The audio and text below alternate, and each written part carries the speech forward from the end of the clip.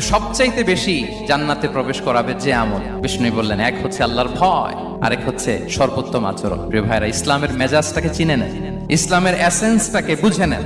আমরা ভালো আচরণকে গুরুত্ব দিতে চাই না। অনেক নামাজি লোক দেখবেন নামাজ পড়তে পড়তে কপালে কালো দাগ ফেলে দিচ্ছে, বাসায় বউয়ের সাথে খারাপ আচরণ করে, খিটখিটে মেজাজের, প্রতিবেশীর সাথে শুধু ঝগড়া, কলিগদের সাথে ঝগড়া, মারামারি, দুঃসম্পর্ক, এরকম আছে না? নাই বলেন, আছে না?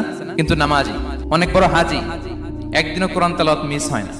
তো এত আবাদত করেও সে ইসলামের আসল এসেন্সটাকে ধরতে পারে নাই। বিষ্ণু বললেন, সবচেয়ে বেশি জান্নাতে প্রবেশ করাবে যে দুটি আমল, একটি হচ্ছে তাকওয়াল্লাহ, আল্লাহর ভয়, আরেকটি হচ্ছে উত্তম আচরণ, সর্বোত্তম আচরণ। তো আমরা যেন উত্তম আচরণের অধিকারী হই। আমার স্ত্রীর সাথে যেন ভালো আচরণ করি, প্রতিবেশীর সাথে যেন ভালো আচরণ করি, ছেলে মেয়েদের সাথে যেন আমাদের অ্যাটিটিউডটা ভালো থাকে, আচরণটা ভালো থাকে, কলিগের সাথে যেন ভালো থাকে। বিশ্বনবীর আচরণ যেমন ছিল তেমন আচরণ যেন আমরা গড়ে তুলতে পারি। আওয়াজ করে পড়ুন আমিন।